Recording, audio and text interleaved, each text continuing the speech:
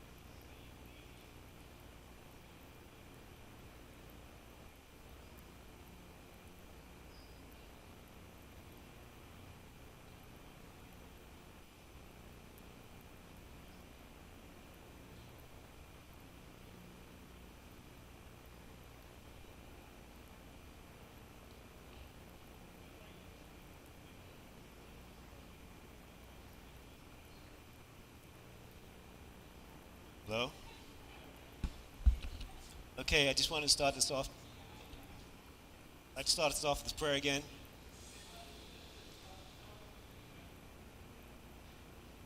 Heavenly Father, we thank you for allowing us to gather today, together to worship your most holy name. We ask, Lord, as we go on into these prophecies, Lord, your truth, that it will enamor us to you, and that it will strengthen our faith and give us a more reason to stand for you and to live for you and to exist for you. Thank you for all you've done for us. Continue to work within our minds and hearts. In Jesus' name we pray. Amen. Okay, so I'm going to start off. There's a lot more, as Brother John said, that I can show, but I'm skipping down a bit because of the time. So this morning I spoke about, the religious aspect of things going on in America. I'll start back with this one. During the midterms, there were votes for not just senators and congressmen, but also for issues that they wanted to present as law. From the Washington Post of December 1st, 2018 says, "Does in God we trust belong in schools? More and more states say yes."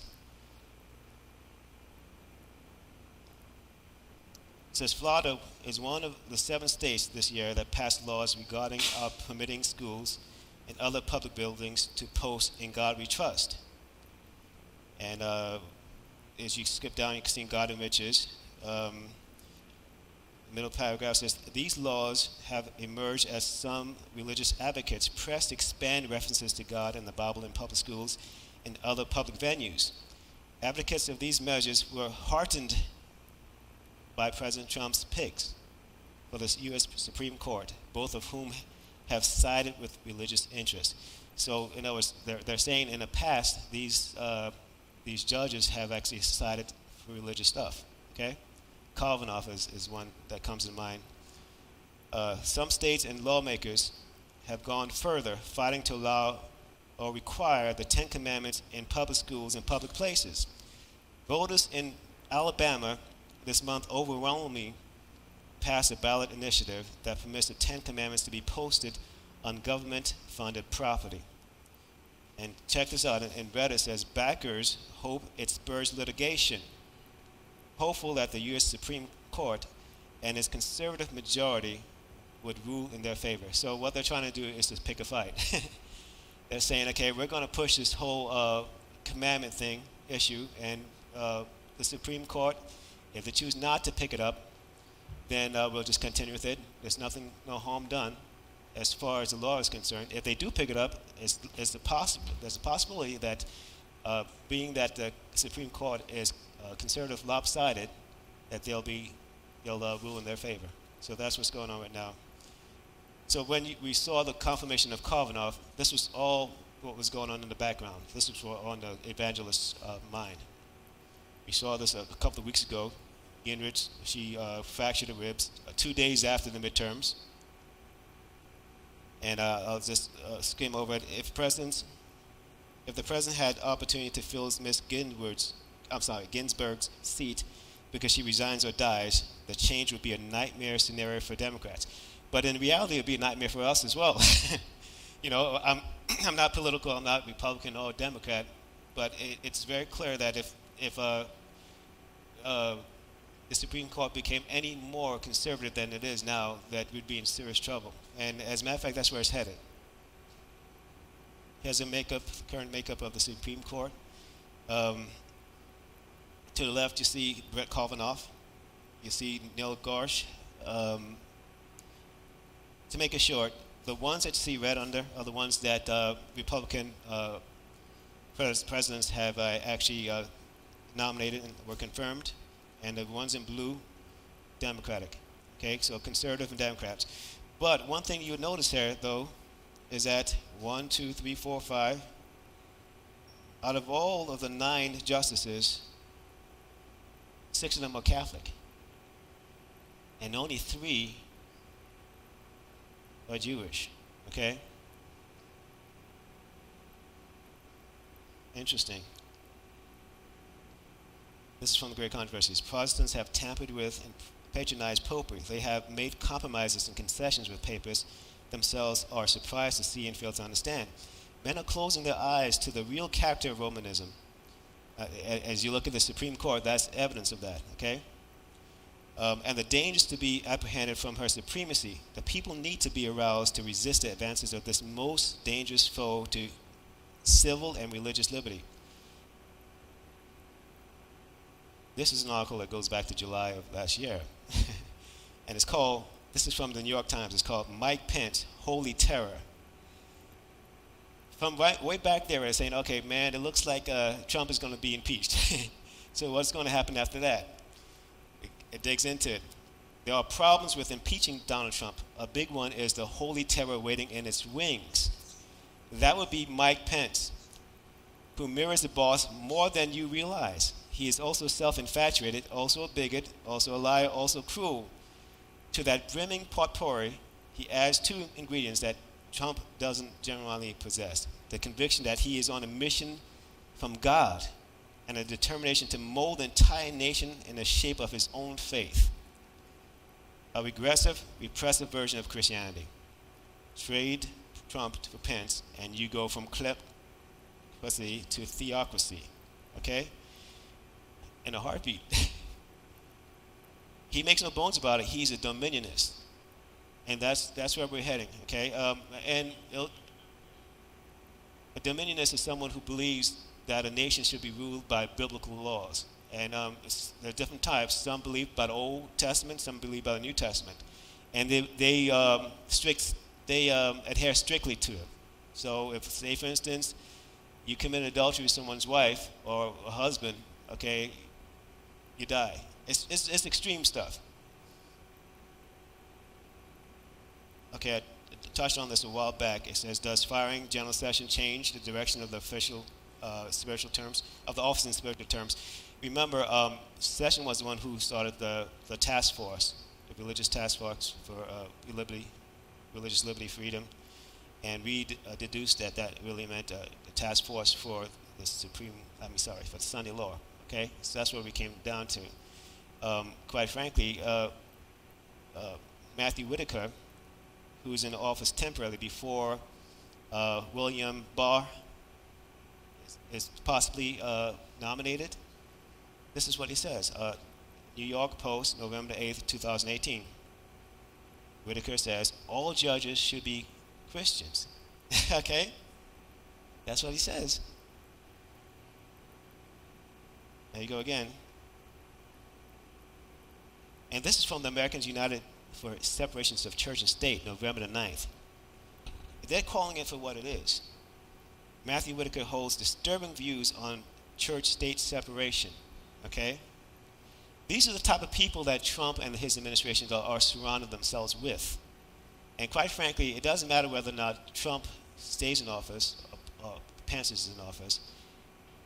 What they're doing is that they're loading up the government with people like those. So when everything is said and done, they'll do what they need to do when the time comes. From the side, it says, if they have a secular worldview, then this is him talking, then I'm going to be very concerned how they judge, Whitaker said. What I would like to see, I'd like to see these things like their worldview. What informs them? Are they people of faith? Do they have a biblical view of justice? Whitaker added that judges' worldview should be grounded in the New Testament, asserting, and what I know is as long as they have that worldview, that they'll be a good judge. Okay? I'll skip down to the next paragraph. It looks as if Whitaker supports the noxious idea of a religious test for public office, something barred by Article 6 of the U.S. Constitution. And that's what it says here. If you skip down to the bottom, but no religious test, this is Article 6, no religious test shall ever be required as a qualification to any office or public trust under the United States. As a matter of fact, Great Controversy has something to say about it as well. The founders of the nation wisely sought to guard against the employment of secular power on the part of the church, with its inevitable result, intolerance and persecution. The Constitution provides that Congress shall make no law respecting an establishment of religion or prohibiting the free exercise thereof, and that no religious test shall ever be required as a qualification to any office or public trust under the United States.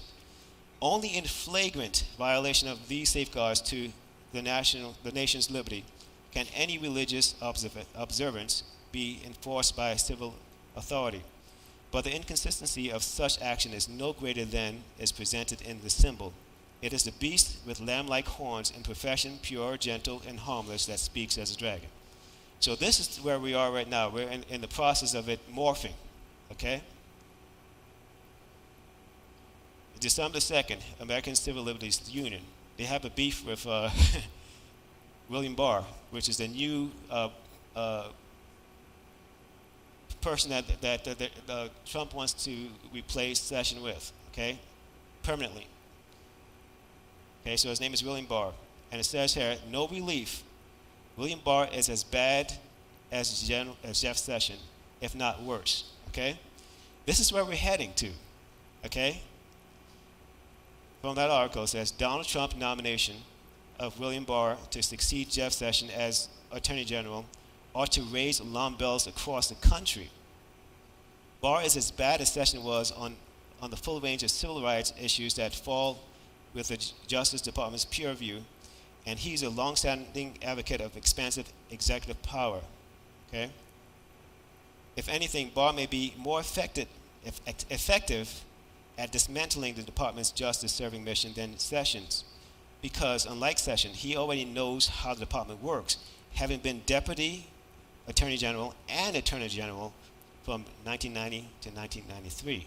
So this guy has experience already. He's been an Attorney General when he worked under George Bush, Senior, okay, his administration. Is it all coherent? This is from Part2, December the 7th. Trump's attorney, General Pick William Barr, rejects separation of church and state. This is supposed to be the guy, excuse me, who is a top law enforcement official in this country. Okay? This is someone that we are supposed to be looking up to. There it goes again. Theocracy alert. Trump's. Okay, I think I read that one already. I'll skip it. I'll go to this one. And this is a very interesting quote.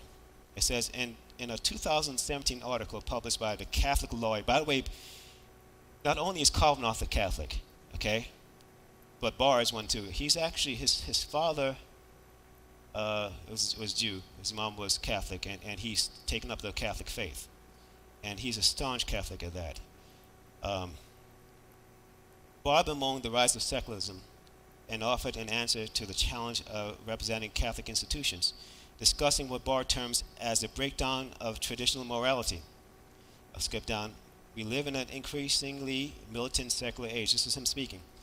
As part of this philosophy, we see a growing hostility towards religion, and then he says particularly Catholicism. This was last year he said this. He has issues with people who have hostility or who criticize Catholicism. Does it sound like this is something we need to be concerned about? This is the guy who's supposed to be the top law enforcement official, saying he has a beef with people who criticize his religion.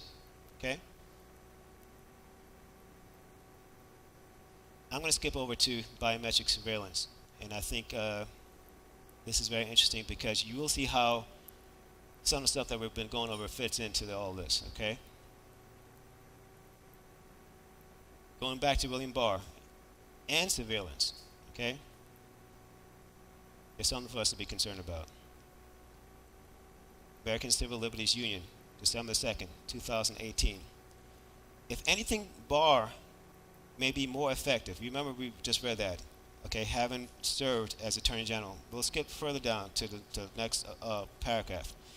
As Attorney General, Barr ordered telephone companies to turn over a list of all phone calls from the U.S. to dozens of countries under a Drug Enforcement Administration program that was a precursor to the bulk phone metadata program disclosed by Edward Snowden.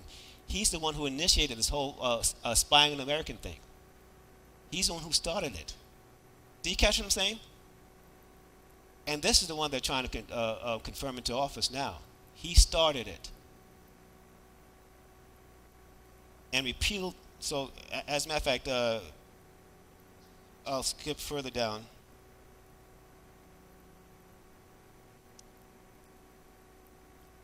He was into aiding the government's illegal warrantless surveillance programs. Then you have Kavanaugh and surveillance, okay? We were talking about Kavanaugh. Everyone's just thinking, okay, this is just a justice and he's just there to serve on the Supreme Court. It's more than that. Check this out. Washington Examiner, July the 9th, 2018. Brett Kavanaugh, and this is why they were trying to hide, try to confirm him very quickly, because they don't want all the stuff to get out. Whenever you see someone trying to cover something up or try to push things through quickly, because they have a lot to hide. Brett Kavanaugh's defense of NSA phone surveillance looms as confirmation question. From the Examiner says, Judge Brett Kavanaugh, President Trump's Supreme Court nominee, forcefully defended the NSA dragnet collection of domestic calls records, alarming privacy advocates who view the collection as unconstitutional, and it is, okay? But that, hey, and so you have the evangelicals talking about, oh, we need to protect our rights, our religious rights, and they're confirming someone into office, okay, who's actually against that. But all he has to say is, I love Jesus, and that's all they want to hear. Fast Company, October the 5th, 2018. as Bush aide Kovner sent 227 emails about surveillance, raising questions about his role. Epic learned from the archives that Kovner, while working as the top White House aide, sent 227 emails to other staffers concerning surveillance and the Patriot Act. Epic senior counsel Alan Butler told me it's unusual that the word surveillance would be used in email communications among lawyers in the executive branch under normal circumstances. The word is more likely to appear in the context of discussions about the legality and constitutionality of specific programs or practices. The existence of emails raised serious questions about Kavanaugh's involvement in and judgment over the administration's warrantless wiretapping programs, the Patriot Act, the CAPS 2 passenger profiling program, and the fusion centers that database large amounts of personal data on U.S. citizens gathered from a variety of public and private sources. This is what we're facing right now, okay? This is Kavanaugh, and he's already confirmed into office, and they're working on Barr now. So as you can see, our religious freedom is drying up quickly, isn't it? If you're going to have, it's very evident from reading this that these are the ones who actually initiated this whole spying on citizen stuff, okay?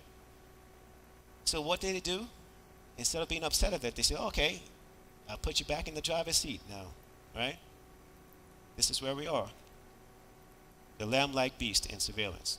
So we talked about Kavanaugh and surveillance. We talked about William Barr and surveillance. There's a lamb-like beast, okay? Revelation 13, verse 11. And I beheld another beast coming up out of the earth. And he had two horns like a lamb, and he spake as a dragon. And we know what that means as Adventists. I'll just read it. As Adventists, we understand that the lamb-like beast prophetically represents apostate Protestants in America who will move our government to trample on religious freedoms of all. I'm going to play this. Look what it says here. It says, looks like a lamb. Does anyone know what this is? Yeah, buffalo. Another name for it is bison. Now watch, look at how it moves. Tell me if it looks like a lamb to you, the way it moves.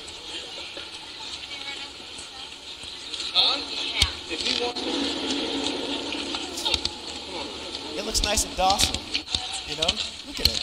It's playful.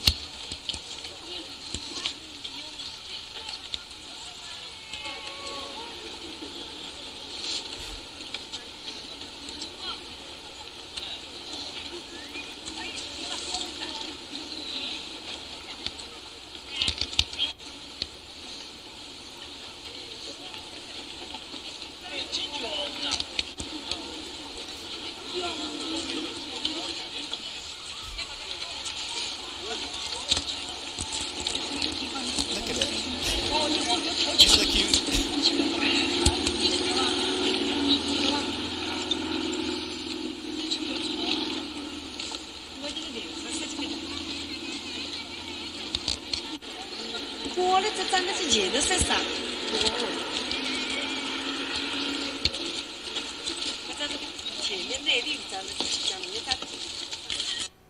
It looks like a lamb. It acts like a lamb, okay?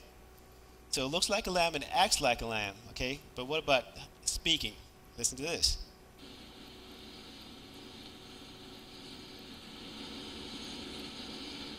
Tell me what it sounds like to you.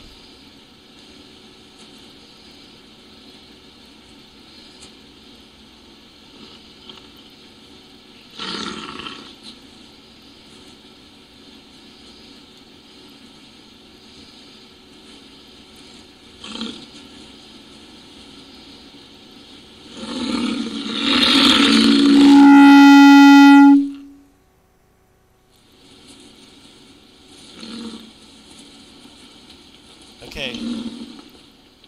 Now, wouldn't you say that sounds like a dragon? Check this out. It's not coincidence, okay?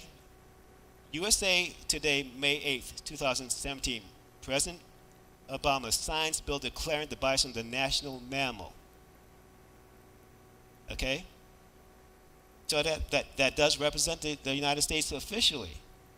A lamb-like beast that looks like a lamb, acts like a lamb, but speaks like a dragon. From here, it says, here's one of the things that Washington can agree on: the majesty of the North American bison. President Obama signed the National Bison Legacy Act into law Monday, 2 weeks after both houses of Congress approved the bill by what appears to be a unanimous voice votes. Okay? And skip down to declare the bison the national mammal of the United States. It's official. Okay? Now, we were talking about surveillance, so I'm going to get back to the main topic here. Huffington Post, September the 13th, 2012. That's about 6 years going on to 7 years, okay? And it says the U.S. spy satellite, the NROL 36, launches from Vandenberg on space mission for National Reconnaissance Office. So this is actually a spy rocket, a satellite that they're sending up into space, okay?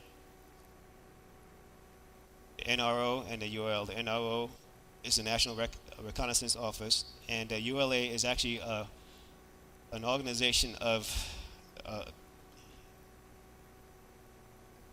private companies that actually do launching for the United States. Okay, they deploy satellites for global surveillance. Each launch, and this is important to catch. Okay, each launch is symbolized by artwork that conveys the theme of the launch. What artwork did they use to symbolize an ROL 36 launch in the previous slide? I'll go back to the previous slide. See that one? This happened in 2012.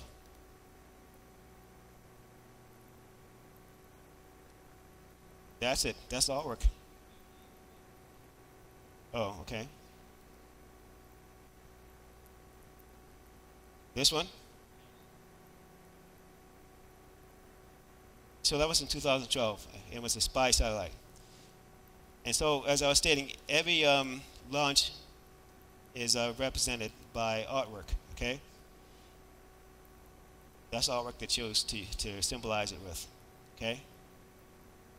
Made in the USA, freedom, shield, and hope, okay? That's the bison. That represents the United States of America, the lamb-like beast, okay? Does that possibly mean something? I mean, does it look like this lamb-like beast is on a surveillance mission?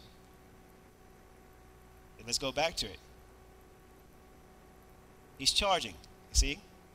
He's charging forward. He's moving forward in great speed and fury. Okay, let's go forward. Okay, sorry. Threefold union in the Bible. And I saw 3 unclean spirits like frogs come out of the mouth of the dragon, and out of the mouth of the beast, and out of the mouth of the false prophet, for they are the spirits of devils working miracles, which go forth unto the kings of the earth and of the whole world, to gather them to the battle of the great day of God. We know that the dragon represents Satan. Okay? We know the beast represents the papacy. We know that the false prophets represents apostate Protestant America. Okay? This is something we know as Adventists. Okay? This is something that we know very well. Here's the spirit of prophecy. When Protestantism shall stretch her hands across the gulf to grasp the hand of the Roman power, when she shall reach over the abyss to clasp hands with the spiritualism, when under the influence of this threefold union our country shall repudiate every principle of its constitution, and as the Protestant and Republican government, and shall make provisions for propagation of papal falsehoods and delusions, then we may know that the time has come for marvelous working of Satan, and the end is near. Now, this whole dragnet thing, this whole surveillance thing, is actually repudiating the Constitution. Okay? They haven't done it officially. They're just doing it in plain sight and saying, hey, what you going to do about it? Okay? That's where we are right now. Here's another launch. June the 12th, 2016. And it says, colossal U.S. rocket loaded with classified Snooper satellite cargo shot into space. And I'll read the fine print here. It says, the world's largest rocket has successfully blasted into space from Florida's Cape Canaveral for all to see. but the exact details of his intelligence agency cargo is something that the U.S. government is keeping a closely guarded secret. This is what the site says. When the U.S. States needs eyes and ears in critical place where no human can reach, be it over the most rugged terrain or through the most hostile territory, it turns to the National Reconnaissance Office, a mission statement in our website reads. Okay? So they're saying that they have eyes and ears everywhere. Okay? That's surveillance again. Okay? Now you may say, here's the next page. As I said before, each launch has symbolic artwork for what they're trying to do. Does everyone recognize what this is? Okay, Black Knight, okay? Who does he work for?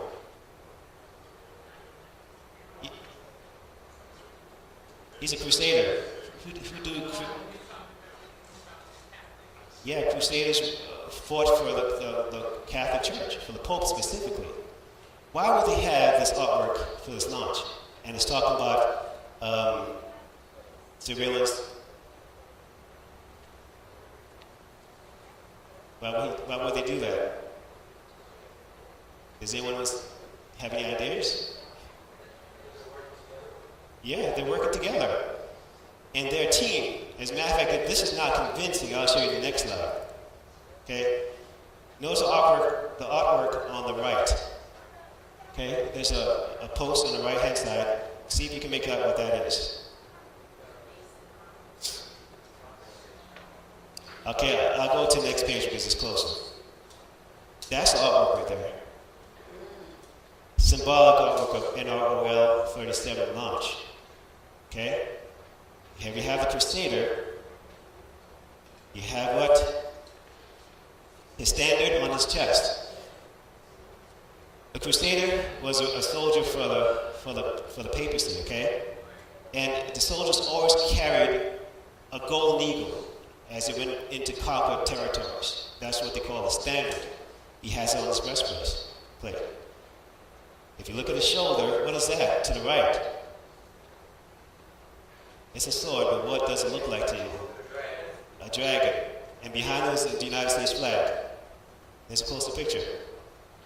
Doesn't it look like he's looking to the dragon for advice? He's trying to listen to what the dragon wants to tell him to do? Okay? There's a dragon on the shoulder, and his hands are wide open, like grasping. On the side I said that represents the far-reaching capability of the technology, how it spans everything. Okay? This was back in 2016. Okay? Check this out. Let's look at it closer now. You have the dragon sword, you have the American flag, you have the Roman standard or ensign, and then you have the Crusader. Look at that. What do you have here? You have the threefold union right before your eyes. Okay? We just read about it. We read about it in Revelation, we read about it in Spirit of Prophecy. They're putting it in plain sight. Okay? That is what their agenda is to do, to bring this to us. Okay?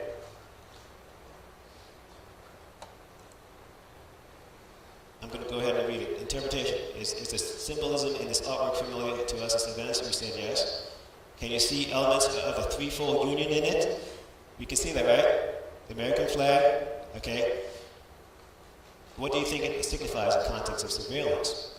I'm just going to go ahead and just say something.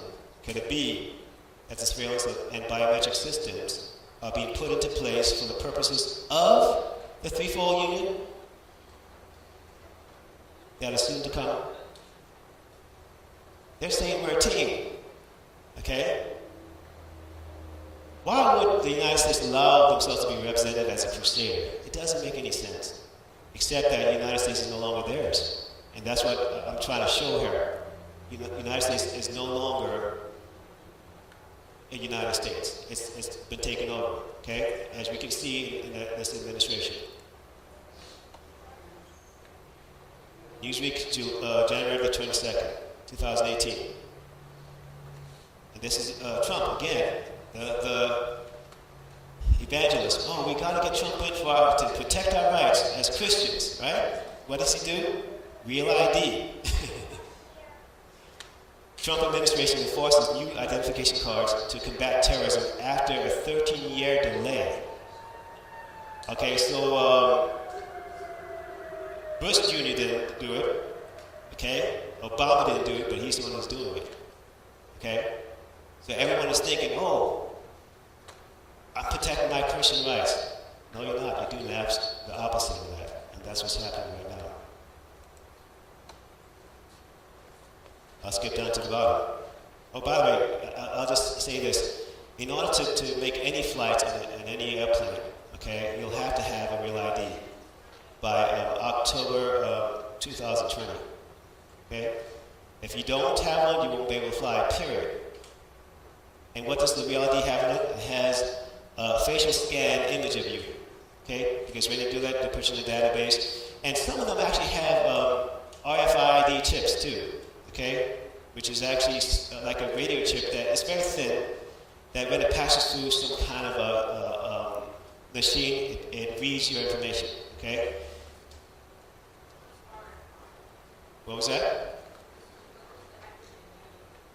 Yeah, it does quickly. It's called radio frequency ID. So it just uses a radio wave to do that. It says here, the American Civil Liberties Union has warned the law would facilitate the tracking of data on individuals and bring government into the very center of every citizen's life. The organization has supported efforts to repeal the law, calling it a bureaucratic nightmares for individuals. So that's what it looks like. You'll see a store in the right-hand corner. I live in Virginia, and basically they drag the feet on it a little bit, but it's available now. I have folks down in Florida who already have it. Okay?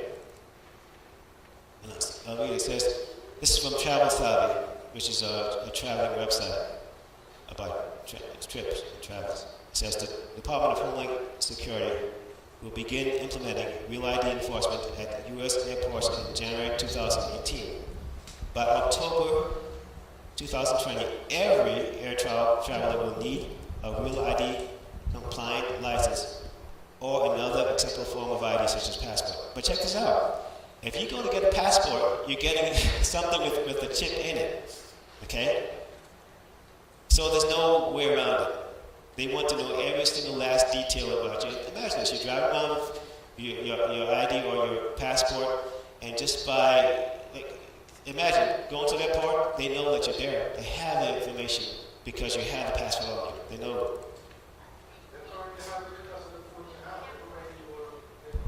Yeah, but imagine the very thing that you must have absolutely in order to travel, traction. Okay, so in other words, you can maybe put your phone aside for a second or two, or you may just get something else, but this has to be with you. This is from 2010, a while back, so this has been a work in the making. Bad guys can read RFID passports at 217 feet, maybe a lot more. Okay? They can read hundreds of feet away, making it inexpensive and such and such and such. And they say it's possible for it to actually be read 1,000 feet away. So there's no privacy there. Imagine going to an airport. From the time you enter the airport, they know you're there. By the time you even come close to the airport, they know you're there. Okay? They have all your details.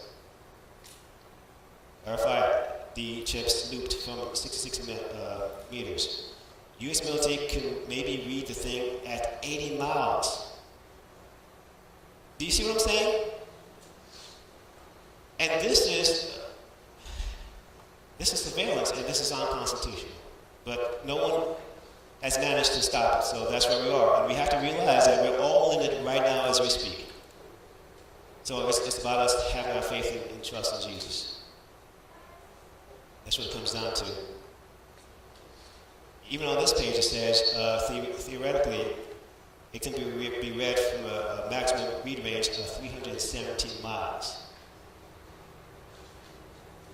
That's a great distance, right? You're not getting away from that. We have to be hidden in Jesus Christ. And everything is said and done. We have to be. That's what it comes down to.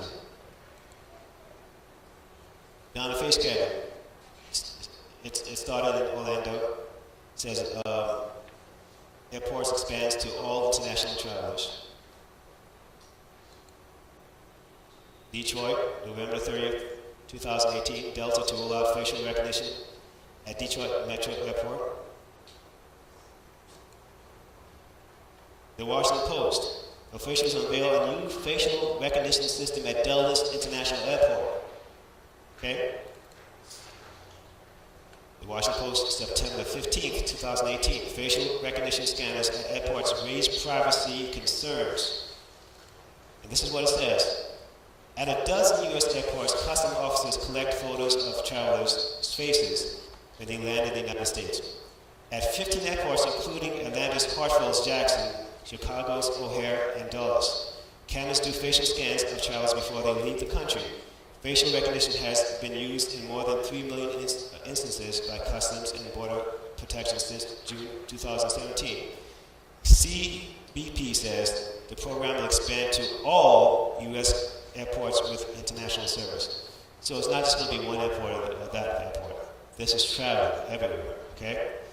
But right now, it's talking about focusing on international travel, okay? And it says TSA plans to start testing facial, same thing again. But look what it says in the second paragraph. As the biometrics rollout continues, TSA also sees a future in which other domestic passengers will be able to take advantage of the faster screening. Okay, so now they're trying to sell it as convenience to domestic travel. So that means that pretty soon, just jumping on that plane from here to New York City will require that you get your face scanned. Okay? It's all in there. It's happening. Oh, what was that? Yeah. Take the bus. That's where we are right now. And everyone's like, la-di-da, I've got to do this, I've got to pay this bill, I've got to whatever. This stuff is happening right now as we live and breathe. Okay? If you look at Luke chapter 21, verse 34 and 35, it talks about watching and praying and not being drunk and about not being caught up in the cares of this world, right? And then the next passage says this. It says, be sure that you're not caught up in the snare that overtakes the whole world. Does this stuff look like a snare to you or to me? This is happening all over the world. Now, this is not the specific snare, okay? But this is the tool for that snare. We know that the snare is going to be the personation of Satan. You understand the son-in-law is going to be a snare as well, okay? Okay? But these are the tools to enforce the snare. So basically what you have, I'm going to use a metaphor here. You have a fisherman. He has a big net. He throws it out, okay? Stretches it wide. And the fish swim through. As nothing's changed, everything's okay. When the fisherman decides it's time to reap his harvest or whatever, to reap his fish, he pulls up the net, and everyone's caught in it. That's exactly what Satan and his angels and his people in office and his people in different religious institutions are planning right now as we speak. That we all swim around like these careless fish, and when the time comes, be caught in that net. You catch what I'm saying? This is why we have to look at every day as a day where we prepare ourselves to be closer to Christ, and to, as Elder Lawrence said this morning, to make things right with everyone too. CNBC News, December 12, 2018. You know Hearst rental car? Hearst launches biometric lanes to make car renting faster by up to 75%. It says car rental company Hertz has launched an airport lane that replaces ID checks with facial recognition and fingerprint scans. The lane opened on Tuesday, notice the date, 12, okay? On Tuesday at Atlanta International Airport, with 40 locations set to open next year. This thing is taking over everything. There's no way around it, okay? Claire, the firm that provides biometric technology for Delta, worked with Hertz on the project. And this is a close look at it. This is what the whole scanning thing looks like. So the lady's in the car, they tell you to roll down your window and stare into the camera, and it scans your face, and you just move right ahead. It takes like 30 seconds, and you're done. Okay?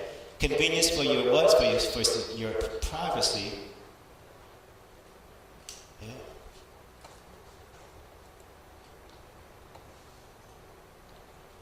On the page itself, it says, I'll go down to the bottom. Claire's CEO, Karen Sideman Becker, added, "You are you, and we're creating a future in which your fingerprints, eyes, and face are your best and most secure ID." Okay? Secure?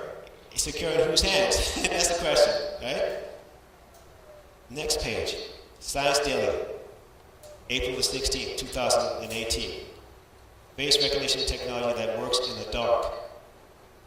So I've heard some folks say, "Oh, when the time comes, I'm just going to be running out and I'll be out there in the bush." They can scan your face in the bush. Okay? The whole idea is about being hidden in Jesus Christ. And we have to understand that the time is now. That's why it's named that. The time is now for us to start really taking our walk with Christ especially seriously. Because we're not heading into it, we're in it right now already. All they're doing is polishing all the details. It's already in place. Okay? And the sad thing about it is mostly how do anyone knows that all this stuff is going on? What do you want to say? Oh, let's give you.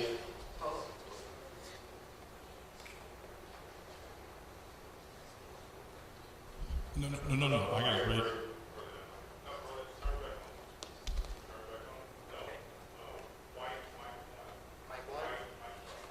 One, two, there we go. Thank you. I was just going to say that I know some Adventists that they went to a military installation that's not far away from where I actually live. And this is the 1990s. This is what they were showing to people. So this is not even the classified things. Yeah. That in the 1990s, they could see, I forget how many meters it was, down into the ground, heat signatures. That's right. In the 1990s. You, like you said, you can't hide. Country living's not good. Country living's great. I live in the country.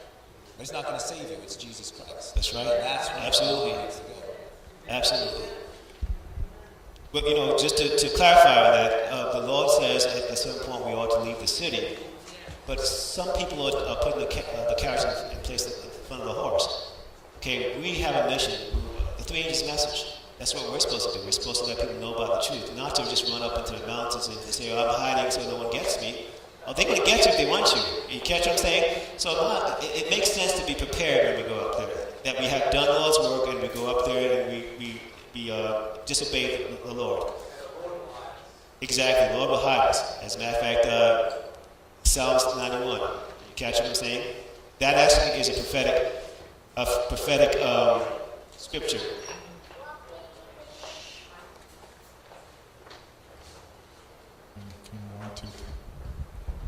I think also, the Lord advises us, to, especially with families, move out in the country.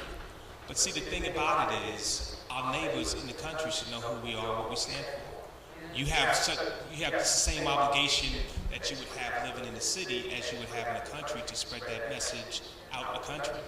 Because the thing that we don't want to do is take into our own hands or lean to our own understanding about what's going to happen in the great time of trouble.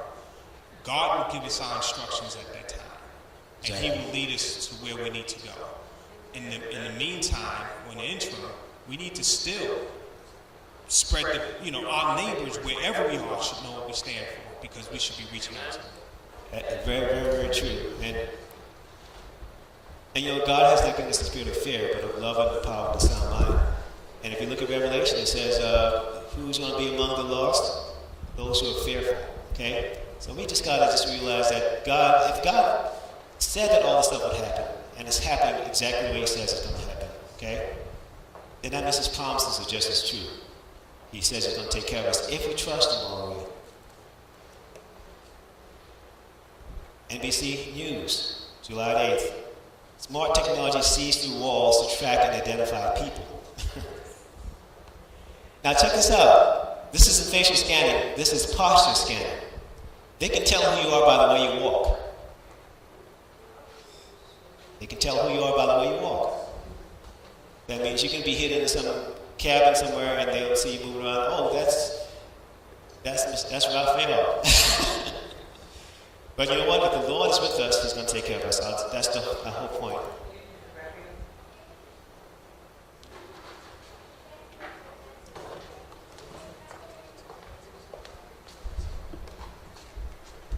Okay. Yeah, yeah. Oh, he's coming to the mic.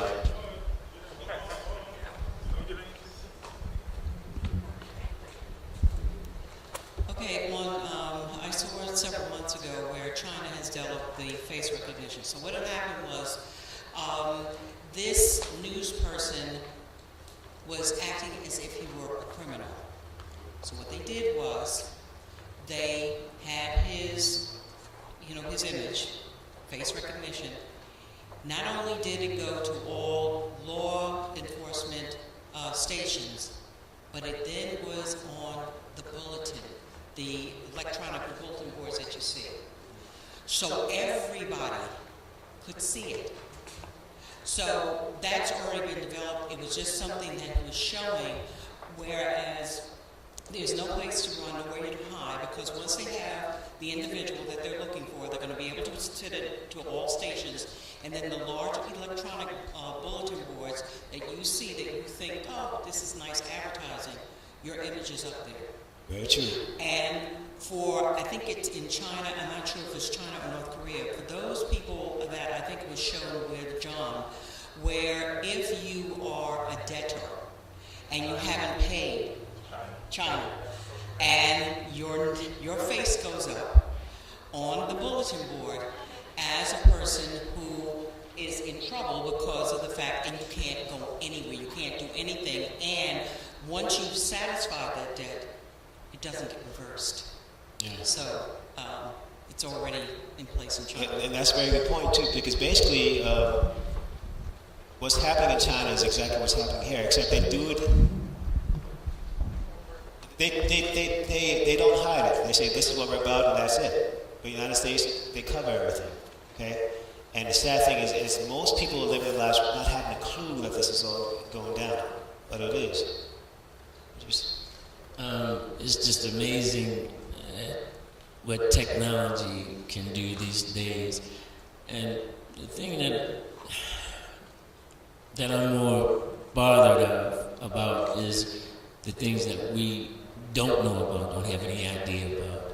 A lot of things that we see in the movies and television, especially science fiction things where a lot of the technology is there, we think, oh wow, that's just movie props or whatever. But a lot of that stuff is real.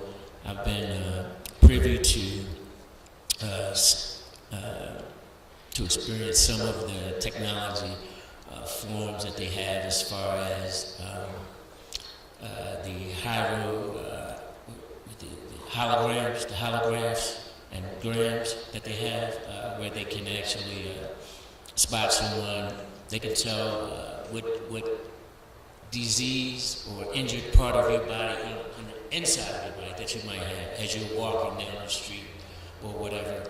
Or they can place in front of you something that looks totally real. Maybe the sky is dark at that point, misty, or people set up like a police force in front of you, guns drawn, aiming at you or whatever, but it's not there, it's just a hologram. But you would be able to tell that. It really looks as though that it's something in place there. And what they'll do with that, I have no idea, but it's there. Yes. One thing I want to point out is that surveillance was highly used during the Dark Ages. They surveilled everything. And this is how so many people were slaughtered in the Dark Ages because of that. So this system, as we just saw, remember the imagery I used earlier on about the Crusader, the flag, and the dragon? Okay? That's what that is all about. And so they're setting up the mechanisms to enforce that whole system that's coming. And it's just about here. That's the thing about it, okay? American Civil Liberties Union. Our stores you shop at secretly using face recognition on you. You can just go to the store and mind your own business. They're scanning your face. Okay? This is happening right now. It's not happening 2 or 5 years from now. It's happening now. Okay? Lowe's Hardware has begun using the technology without informing visitors. Other large stores don't want to admit this. They said Walmart tested the technology in the stores for several months in 2015. Okay? Who doesn't go to Walmart? Who doesn't go to Walmart? Everyone goes to Walmart, right? They're scanning your face.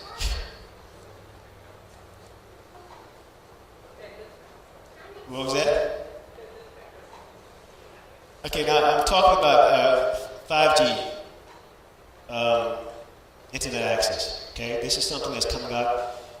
It's supposed to be implemented around the whole world by the end of 2020. Now, what this is that most people have broadband, whether it's cable or Verizon, Fios, whatever it is, and we have decent speeds.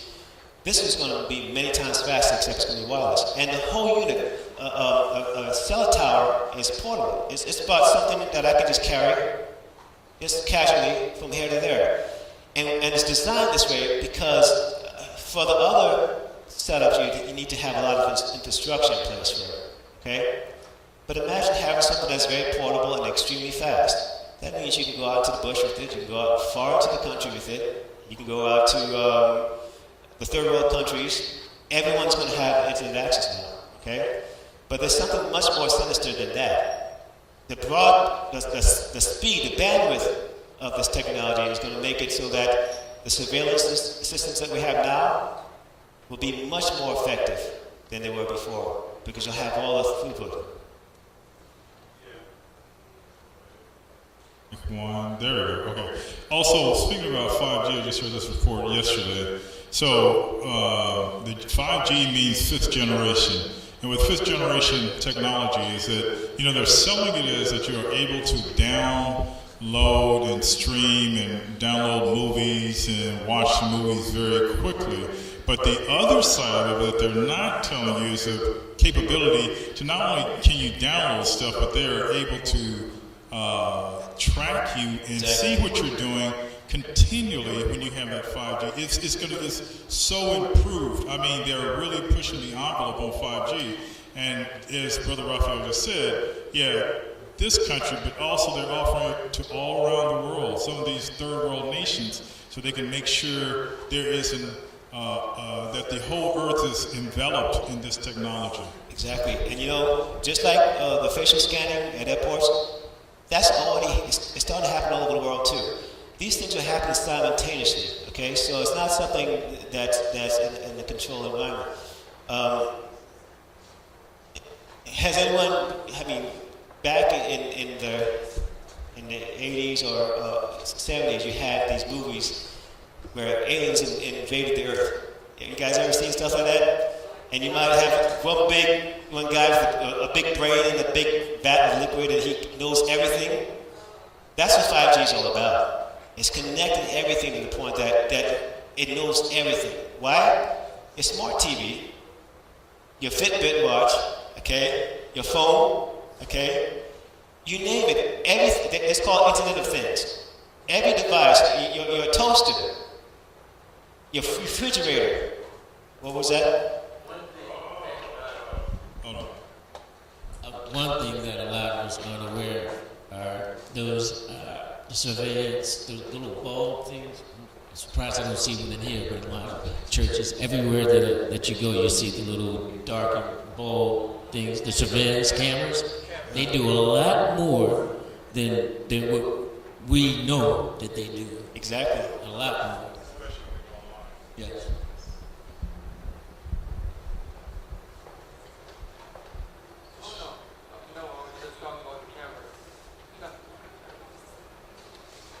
Okay.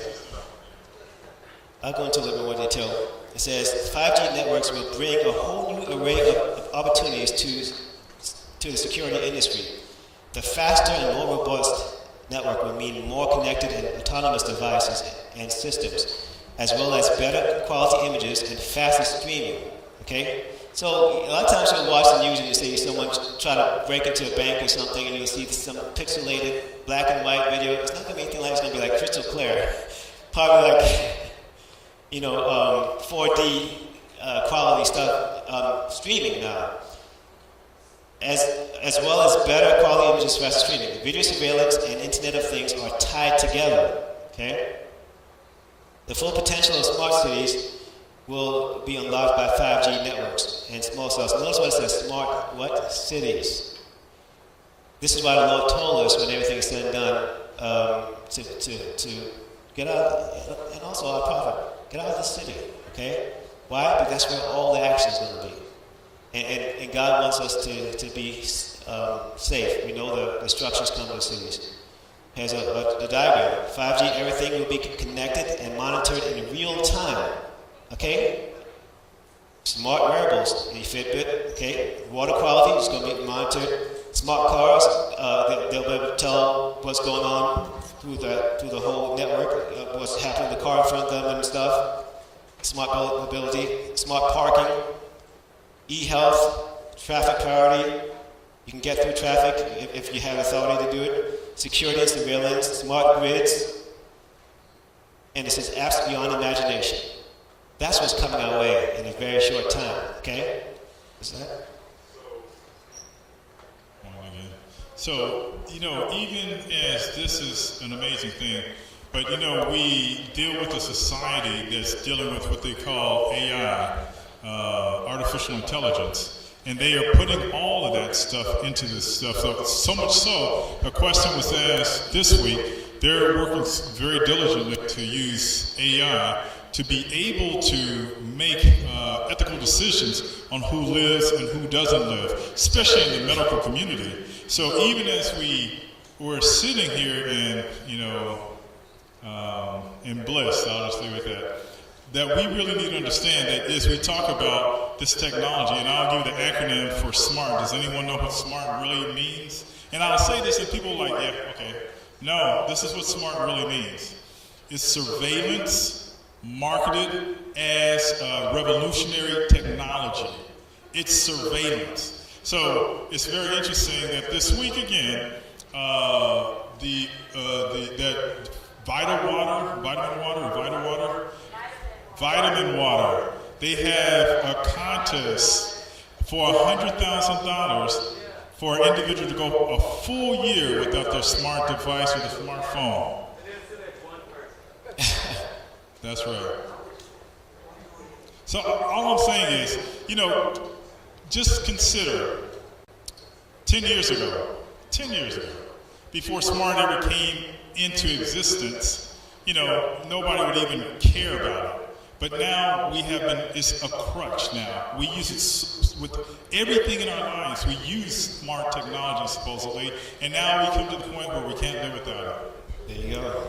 Very, very true. And it's actually what's going to enslave us. It actually is enslaving us right now as we speak. We just don't know it. USA Today, February 1st, 2018. Federal 5G, an authoritarian approach in the name of safety. We got to get those terrorists, right? Trump would do well to give the speech another read. Okay, this was talking about how Trump was criticizing another nation for getting involved with people's freedoms. And they're saying that Trump would do well to give that speech another read amid reports that his team is considering nationalizing the United States 5G wireless network on grounds of national security, skipping down an unprecedented nationalization of a historical private infrastructure. Okay? Then further down it says, will it be a network that lets our own government lawlessly eavesdrop? They're doing it already, but this will make it much smoother. And NPR News, May the 22nd, 2018. Orlando police testing Amazon's real-time facial recognition, okay? And as you can see, there's people just walking across the street, all right? You see cars there, and what is happening in real time? This is on the traffic light. Not only is it keeping track of people walking, but it's actually scanning their faces. As they walk, They're just walking down a street. You catch what I'm saying? Tech companies are trying to sell police real-time facial recognition, which can track and identify people as they walk down the street. It's getting down to about real-time facial recognition and connect it to other devices such as officer body cameras. So now when you get pulled over to have a ticket, they've got your face scan. Do you see where I'm going with this? It's everywhere. Already it is. And a lot of us have not been realizing. There's a question on the floor. Okay. If there is so much technology that recognizes, can track us down as we walk across this, identify us because of the way we walk, why is there so much crime? And I know you know the answer to that question. She wants to answer. Sister Mel.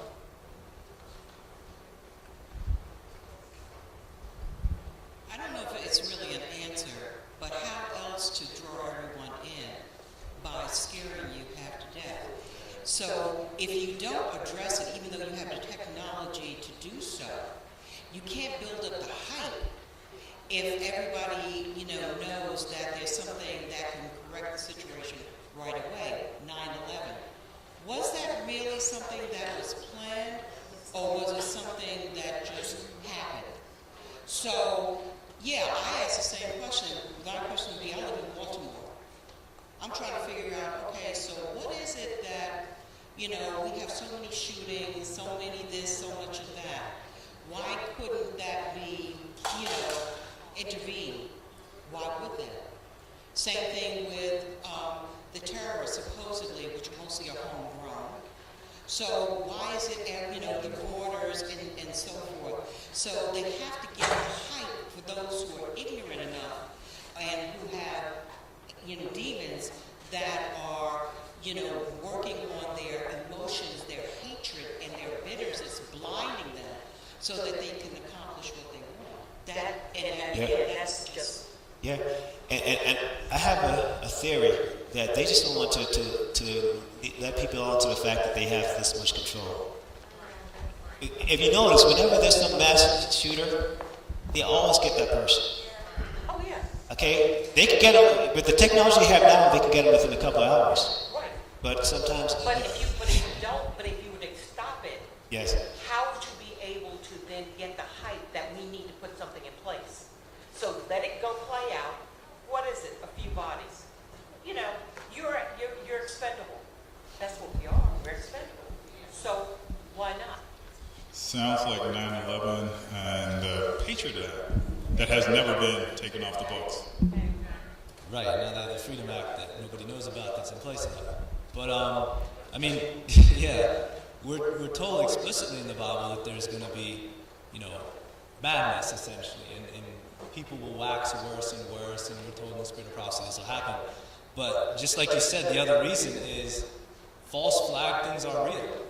And even if we're talking about religious, liberty and so forth, Trump said not too long ago that he's afraid that something along the lines of, maybe somebody knows exactly what I'm talking about, that he's afraid the country won't reform unless there's a major event.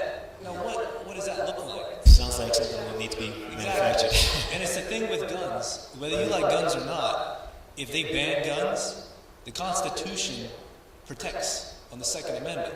If they're allowed to ban guns, that repudiates the Constitution. Exactly. Which repudiates our religious freedoms. Mm-hmm. And so everything is happening by design. Exactly. The surveillance and all that stuff. And All this is by design. No doubt about it. Joining together a separation of church and state. Okay, the Washington Times, December the 5th. I'm going to try to move through it a bit quicker. DHS testing facial recognition technology outside the White House. So now, if you just take a little trip out to D.C. because you're a tourist, they scan your face as you pass by the White House. Okay? And of course, the American Civil Liberties Union has a problem with that.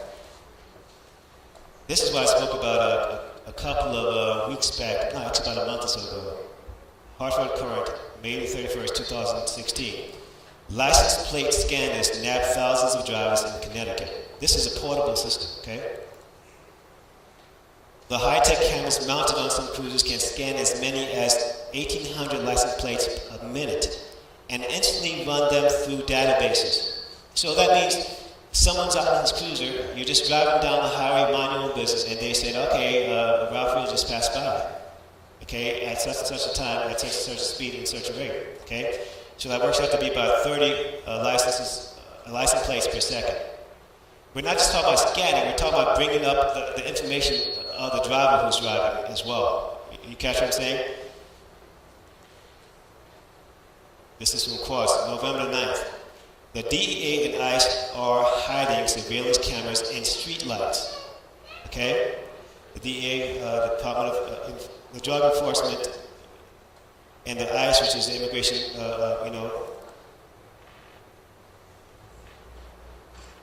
it says that they have, DEA and ICE have hidden an undisclosed number of covert surveillance cameras into streetlights around the country. Federal contracting documents reveal. We do streetlights concealments and camera closure. So now, it's been happening for a while. You drive around and you'll see cameras, on top of lights. And you say, okay, there's a camera there. I'm just not going to try to speed by, or take the red light. They're concealing them now inside of the street lights. So you can't even notice them. Basically, there are businesses out there that will build concealments for the government, and that's what we do. They specify what's best for them, and we make it, and that's about all I can probably say. However, she adds, I can tell you this. Things are always being watched. It doesn't matter if you're driving down the street or visiting a friend. If a government or law enforcement has a reason to set up surveillance, there's great technology out there to do it. Continued. In addition to streetlights, the DEA has also placed covert surveillance cameras inside traffic barrels. Do you ever see, sometimes they're doing work on the road? They put these these orange barrels on the road. Some of them have cameras hidden in them. A purpose-built product offered by a number of manufacturers. DEA operates a network of digital speed display road signs that contain automated license plate reader technology.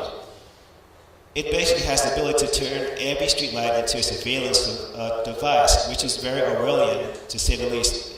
As you just said, 1984. Okay? In most jurisdictions, the local police or the Department of Public Works are authorized to make these decisions. And here's what it says. Unilaterally, which means with no input. And in secret. There's no public debate or oversight, which means if your town decides they want to do it, they're going to do it, and that's all there is to it. Okay? December 6, 2018, the DEA is hiding surveillance cameras in vacuum cleaners. What are they going to hide in now, after that? In everything from streetlights to traffic barrels to road signs, now the agency will be using a vacuum cleaner for surveillance. It's everywhere. The Verge, January 26, 2018, exclusive. ICE is about to start tracking license plates across the United States.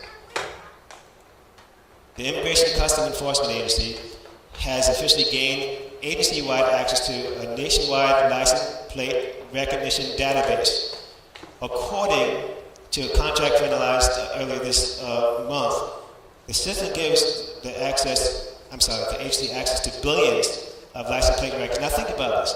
In the United States, we have 300-something million license plates. People. But they have billions of plates. What does that say is that they have access to plates from around the world. Which means it's not just something that's happening here in the United States, it's something that's being expanded across the world. Okay? That's what's taking place. The result is a massive vehicle tracking network generating as many as 100 million sightings per year. I guess you get the point, and I see people starting to clear out, but I'm going to go, I'm almost done. The Telegraph, April the 19th, 2018. This is what it says. Bill Gates, everyone knows who Bill Gates is, right? Bill Gates plans to cover the Earth in video surveillance satellites. Okay? a satellite company planning to launch a $1 billion network of satellites to provide live and unfiltered coverage of the Earth has been backed by the former Microsoft chief executive Bill Gates and the Japanese tech giant SoftBank.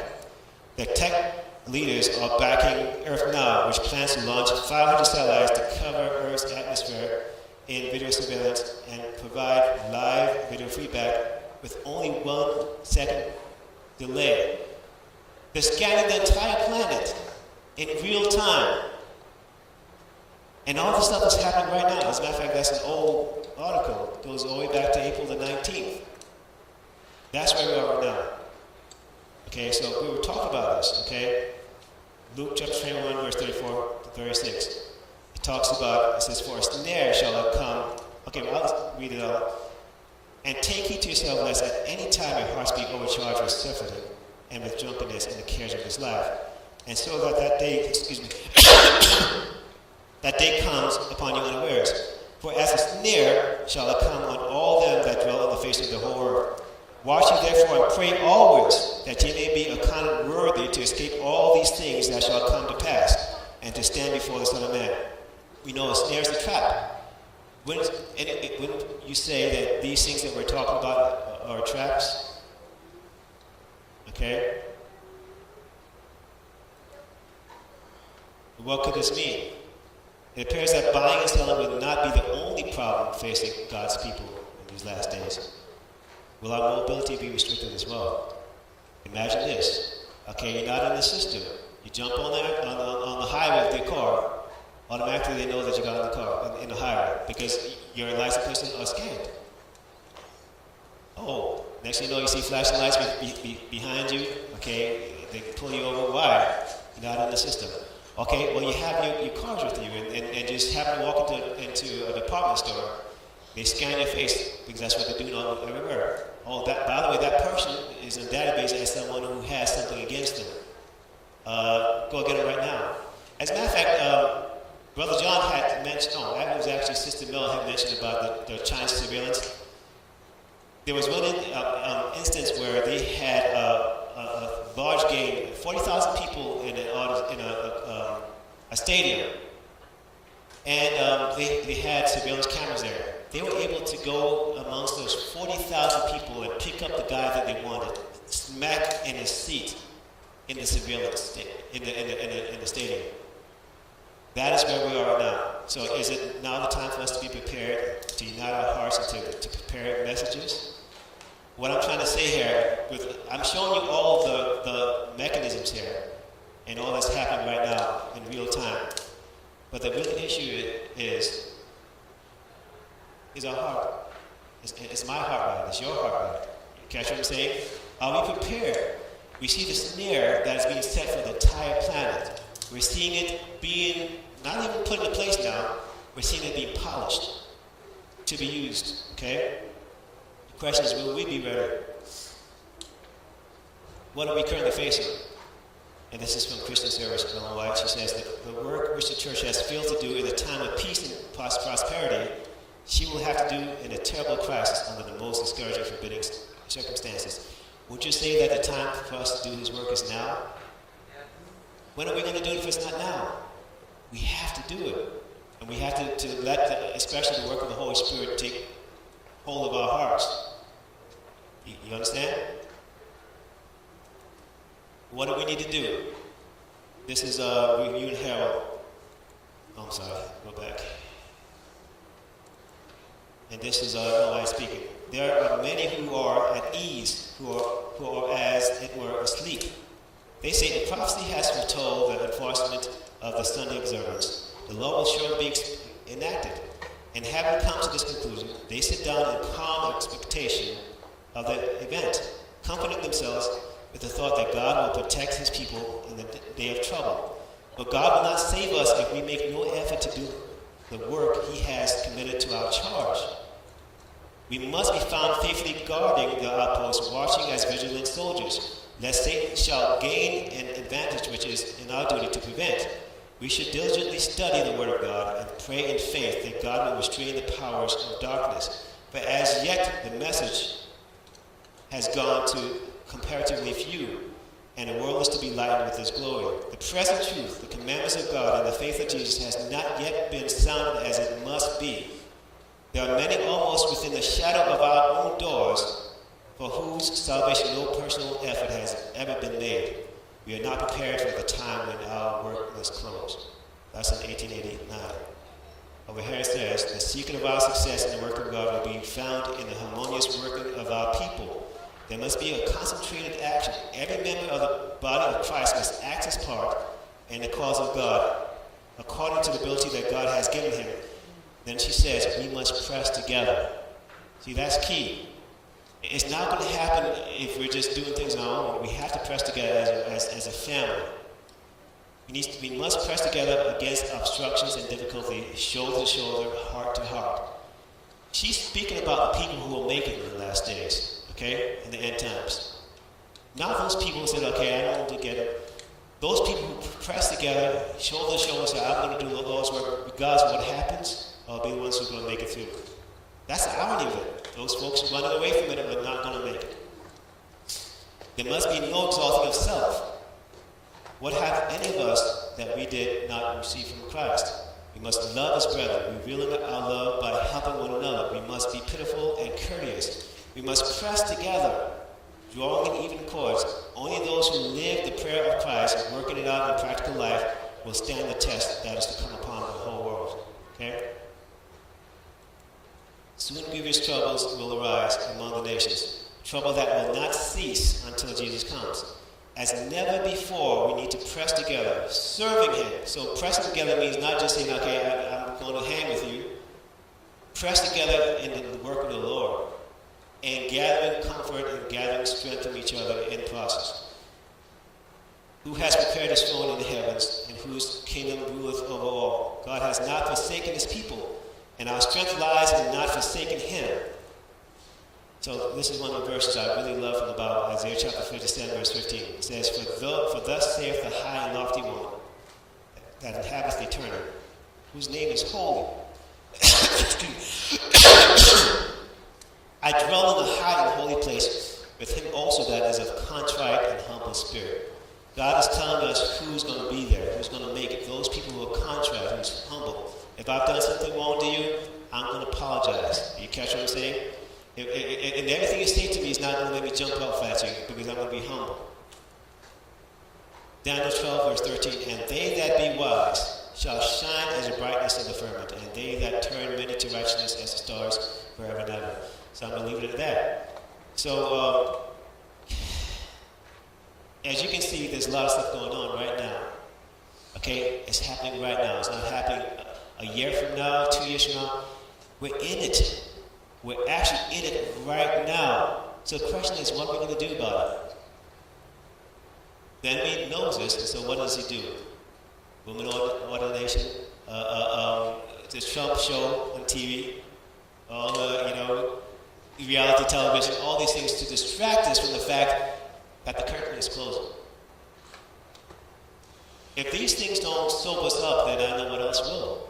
So we need to really look inwards. We all have issues, as I've said before. Every single person in this room has some kind of issue that we're trying to overcome. We have to pray and ask God to really help us to get all these issues and then to come together as a family and to support each other as we press through what's coming. Because it's coming down. It's coming, and we're seeing it in place. And this is just the tip of the iceberg. What we're seeing is the mechanisms that's being put into place. What happens when it starts being enforced? Where do you go? How do you go? You catch what I'm saying? What do you do? So this is my prayer. I'm going to pray now and close this thing. Heavenly Father, we thank you, Lord, for your holy Sabbath day. We thank you, Lord, for allowing us to fellowship together, to learn more of you, and just to be in your house, Lord, with people who are serious about your way, your word, your will. We ask, Lord, I ask, Lord, as I present all these things, that someone will see, without a doubt, that now's the time to prepare their minds and hearts. And Lord, ultimately we know that it comes down to our relationship with you. We know that we need to trust you, we need to love you, And ultimately, we need to live for your glory, and to proclaim your glory, and to uphold your glory. Do for us what we cannot do, Lord. Help us in the weakness in our characters, convert us, conform us, prepare us for that latter rain that is soon to come, because it is. We've seen everything that is pointing to it. We ask that as while others thou art coming, that you won't pass us by. Help us to take this thing seriously. Help us not to be like Sodom and Gomorrah, like the people in the days of Noah who just lived the days like there was no tomorrow. But help us to truly be concerned, not out of fear, but out of the seriousness of the fact that you are truly coming soon. And the very fact that these things are happening is happening because you are looking at us, your people, your witnesses, to see what we're going to do. Thank you in advance for helping us to be all we want to be in you. Give us all safe travel mercies to and from. In Jesus' name I pray. Amen.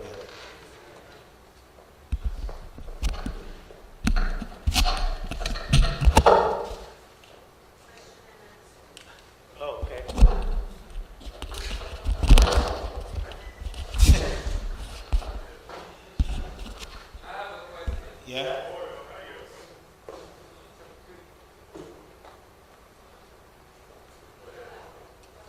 So, Bob, I'm sorry that it went over, but this is so much stuff. So much stuff going on, and it's hard not to leave things out. Because everything adds to that picture. There you go. Oh, the question is this. Okay. The whole world is going to be forced to take Sunday off. Yes. Okay. Christians in the world already keep Sunday. What about the other religions? How is it not going to play out with them? Like Muslims will keep Friday, and how is that going to? How it's going to work out? Come together? Yes. The irony of it is that if you go to India right now, which is highly pagan, okay? Even the actors there, in India get Sundays off every twice a month. They get Sundays off. It has nothing to do with religion. It just has to do with policy. And another thing too, Ivan Myers, who came over about a month or so ago, and he stated something that's very interesting. He said there's a possibility that Satan might personate Christ before the Sunday law is actually enforced. You catch what I'm saying? That's a possibility. And he says if that happens, then that makes complete sense, because what do the pagans, what do they all look for? Signs and wonders. Catholics look for signs and wonders. These people surrounding Trump, false prophets, and this whole Pentecostal, over the top stuff, signs and wonders. It's going to serve everyone just fine. And by the way, every major religion believes in the second, in the appearance of some Messiah-like person. The Buddhists believe it. The Muslims believe it. The Jews believe it. Sad to say, Christians believe that he will come and set foot on earth. So it's going to be an easy thing to happen. Signs and wonders is what's going to happen. As Ellen said, it's going to be a miraculous working power that's going to convince the world. Okay? All right.